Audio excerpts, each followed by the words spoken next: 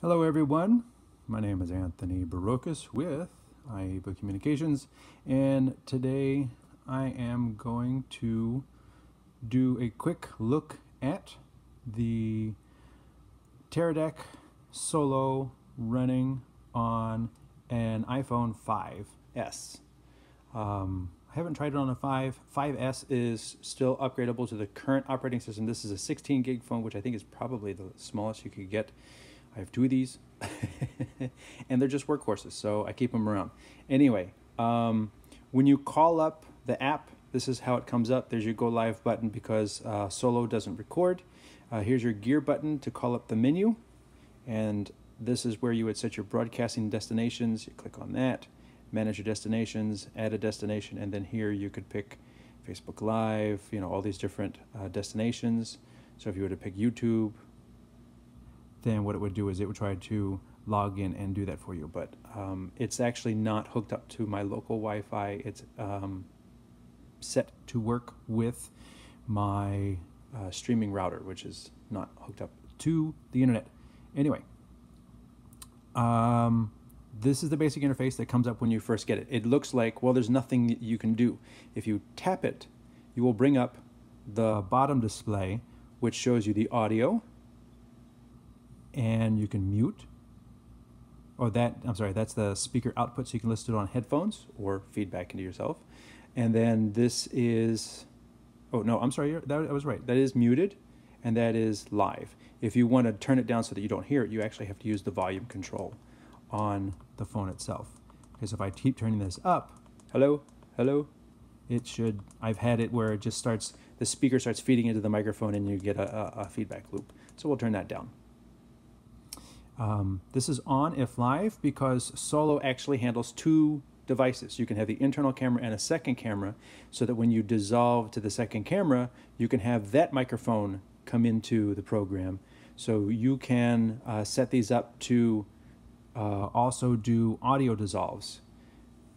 This is your flip the camera, so we're going to hit that, and now it's looking up at the camera that's shooting this video. And the lights that are over top of my head, not great lighting. Not really set up for product shots like this. This is your camera settings, which is very complex, and you can save and do your shadows, midtones, and highlights, your tints, your lens distortion, your hue, all these different settings. And like the one thing I just wish it would do is just let me like iris up, iris down. But you have to do that like through shadows, mids, and highlights. Done. And then tap again. And then this is your zoom control, so now you can zoom in and zoom out on the shot. We'll just do that, turn that off. Now, how do I get other inputs? I'll tap this, make that go away, slide from here, and now you can see this is my camera, and then I can add a new source. If I had video on here, which I don't think I do, you can add a Teradek device, which would be like the Teradek clip that I have. You could add a video file, remove the internal camera, and a core device. So let's take a look at video files, see if I have any. I don't. I tend to keep my cameras very lean, especially when they're limited to 16 gig. Go away. So I don't have a second camera here to even do that, but you can see how this is set up. So you make that go away, and you see how it actually shifts over the interface when you do that. I also use this app on an iPad, and I'm able to get all my menus overlaid over top of the video, which I find useful for several reasons, in that you can see everything and everything is just a touch away. And the second thing is, by overlaying, you end up with a square in the center, and if you're going to do the Periscope or Instagram or something else that is square, then you're already you've got your framing guides to keep things in the center with a little bit of extra on the sides. So that I find kind of handy. Right, coming in from this side, now you've got your graphics. So let's see, this is, well, that's the instructions that they give you. And this should be the Teradek logo. Oh, there it is. So put that away, and there it is, Teradek logo. So you can do logos on the right. Again, I probably don't have anything on here. Let's do an image. If you were to bring in an image, Well, I actually do have some images on here. Apparently my daughter's been using my phone. So apologize about that, but hey, you know, now I've got some graphics. So we're going to bring this in. I'm going to select this one. I'm going to say done. It's going to load it. Now I've got this image. Do I really want to take that full image? Not really. Let's just say I want to make it a corner bug. You push and hold, and now you get your settings for this. You've got your scale over here, so you can make it smaller. You could also use your fingers to drag and move it wherever you want. So, you know, now that it's off to the side, I can show you. You can scale it easily by pinching, and you can move it in the corner. You can change the opacity. You could even rotate it. I don't know why you would want to do that, but you could rotate it. Okay, let's do that. So I'll say done. Done.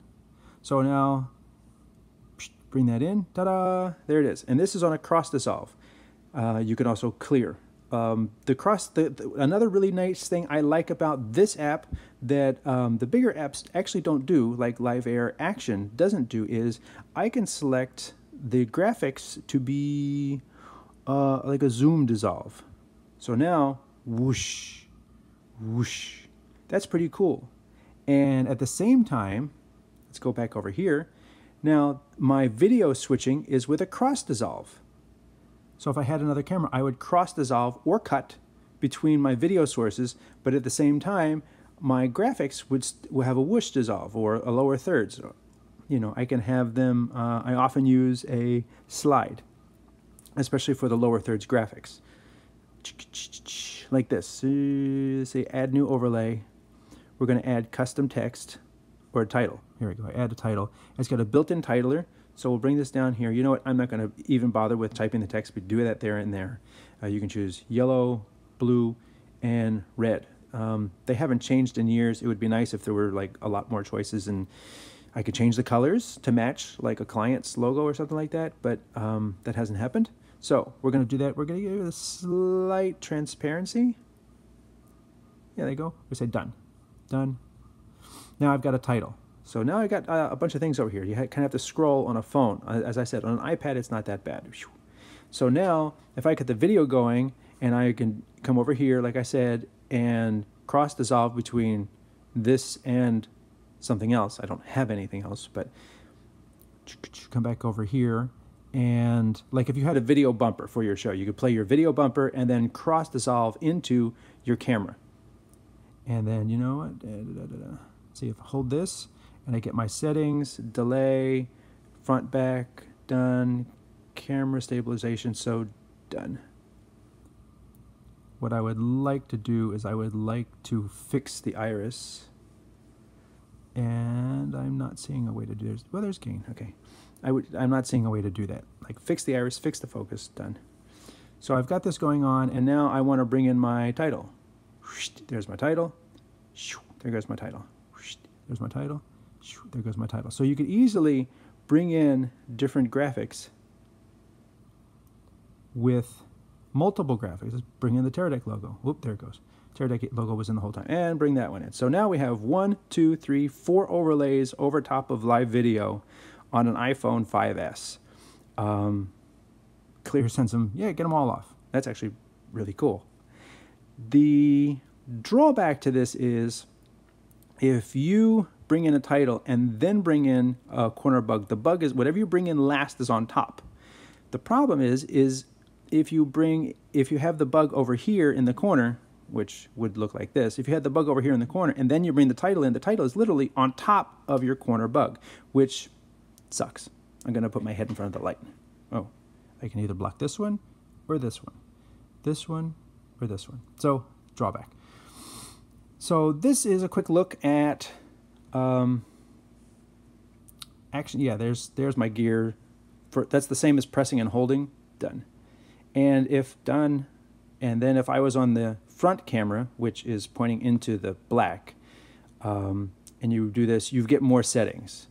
You get a stabilization. You can change your cover, auto white balance. Your focus can be locked. Your exposure can be locked, which is something that I was looking to do with the rear camera, but it won't let me. And you can actually use the camera light too, which is not that bright, but It's there if it's the only thing you got.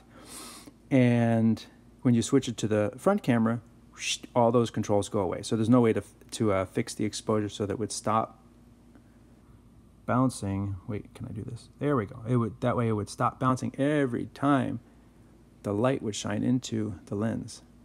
So done. And you can vary the audio level. Like I can bring it down here and then it's really low, and I can turn it way up and it's really loud. There's no compressors built into these things, so when you clip, you clip. And here's your button for on off live, or press it and it's always on. So this way you can have your main camera mic always on, and you can set the other one to never be on, or be on when you switch to it, but this one would then also still always be on. If you have a video clip, the same goes for a video clip. A video clip can be set so that when it plays, the audio is on, and then if your microphone is still live, your microphone sound will still be there over top of the video clip unless you turn this to on if live. Then your microphone will turn off when the video clip is played, and then when you dissolve back to your camera, the microphone will be back on. So it's like a built-in mixer, which is honestly very cool. Anyway, my name is Anthony Barocas. Oh, there I am. Hi. My name is Anthony Barocas, and I am with IABA Communications, and I say thanks for watching.